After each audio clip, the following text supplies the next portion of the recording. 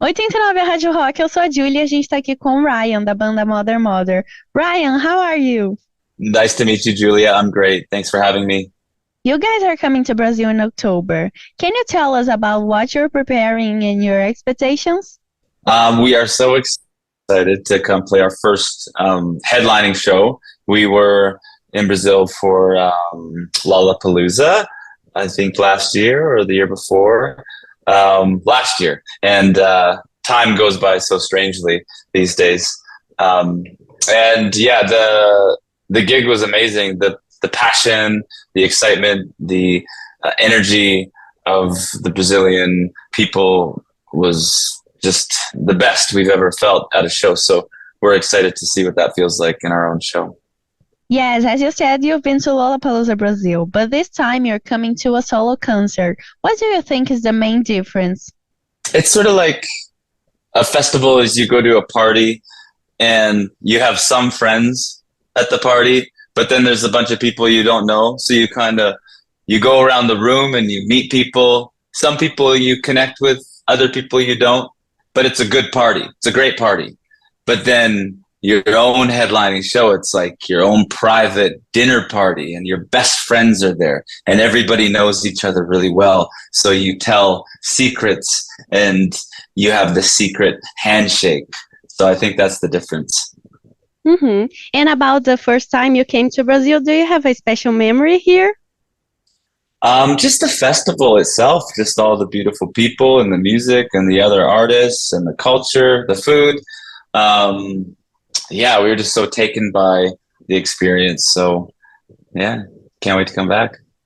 hmm And you're traveling the world with your tour. How do you prepare mentally and physically for these periods? I think mentally, gratitude is the best preparation. Every day, just to wake up and be grateful for life and for the opportunity, the gift to share music, um, and then just be really healthy. So eat well, exercise, sleep. A very boring life. That's the best way to get ready for tour. How do you balance your professional life with your intense touring schedule? It's all kind of one thing. Um, I definitely work more than I play in life, and work is the thing that brings me most joy. So it's okay then to be a bit of a workaholic. Um, and then when I'm not working, I just try to have a really boring life. Like I said, just very relaxing, healthy, calm, nothing crazy, no drama, you know, Mm. so you can have peace. hmm Is there something special that you like to do between one concert and another, instead of relax?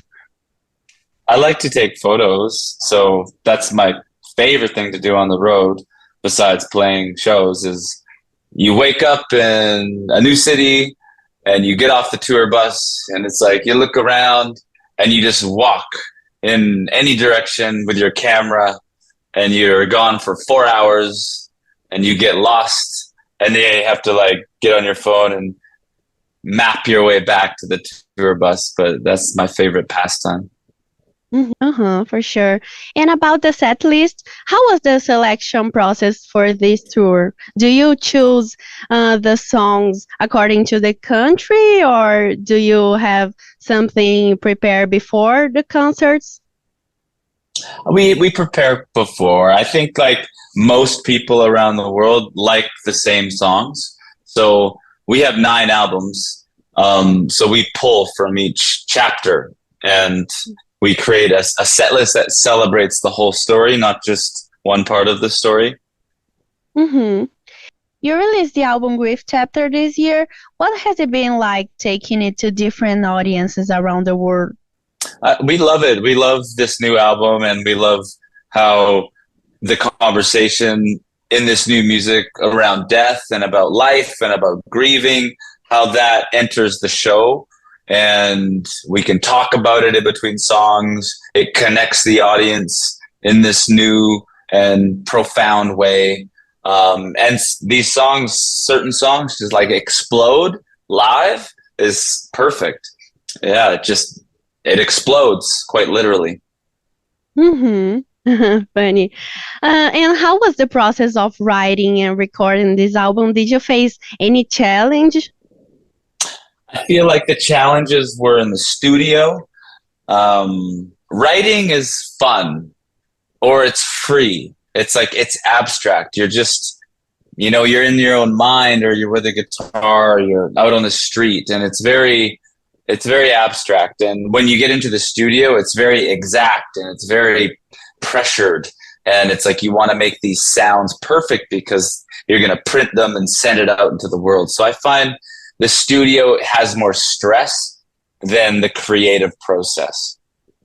Mm-hmm. And Grief Chapter is an album that talks about intense themes like, well, grief and depression.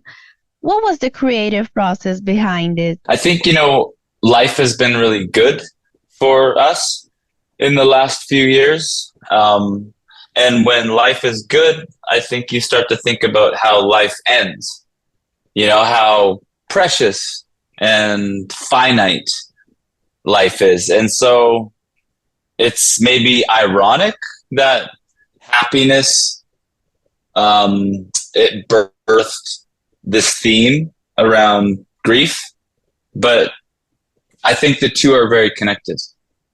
Mm-hmm. And what is the main lesson that you hope listeners get from this album? Just to appreciate life more, is to wake up to the gift, the miracle that it is to just be here for another day. Mm-hmm. And in your opinion, which songs represent it better? Do you think there's?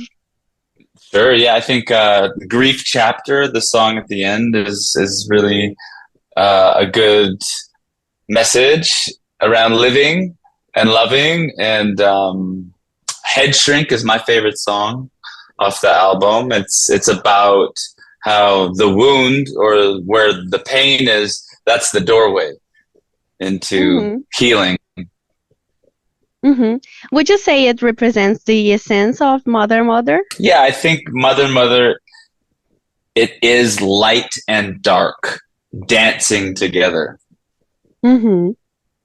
And are there any stories or memorable moments that you like to share about the tour? About the tour.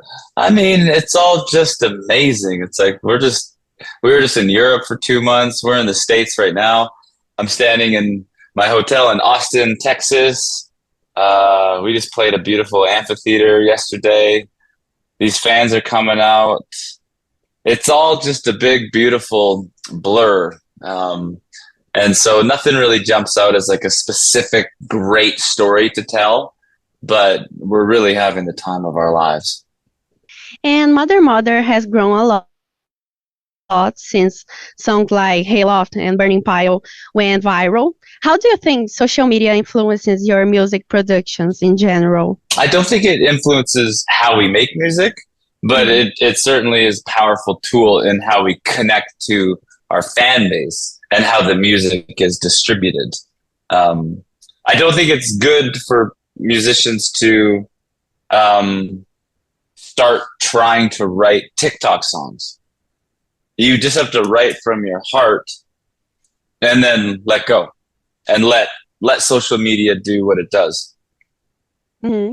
And you've mentioned Explode before, and talking about the video clip of it is full of interesting visual effects. How was the creative process behind this clip?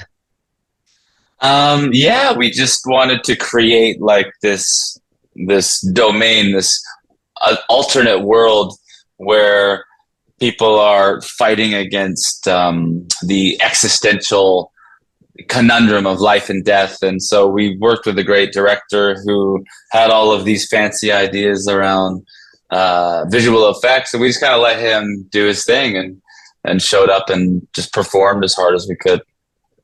And if you could do a video clip and totally like space out, how do you think it would be? Space? What do you mean? I mean, like if you could do something unusual, something that you think it's only possible in your higher dreams? Oh, goodness gracious. Well, I guess it would I don't know, it'd be cool to maybe go to space and do a video in space. Has anyone made a music video in space? That would be interesting. That would be cool. Maybe we'll Uh-huh. talk to Elon Musk. Maybe he can make it happen. For sure. And still about Explode, can you talk about actually about Grief Chapter? This album is full of songs of energy and powerful riffs like Explode. Can you tell about your inspiration behind it? I think we wanted to make an album that was very confident, that had a lot of energy. Like we didn't want to hide.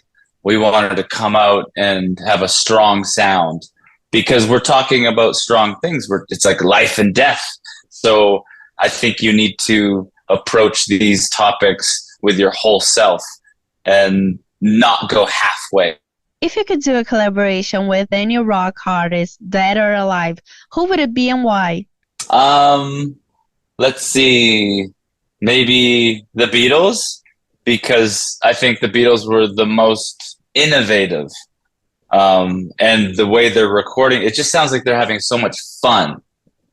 And the songwriting is the best. So it's like the best of both worlds, best production and best songwriting.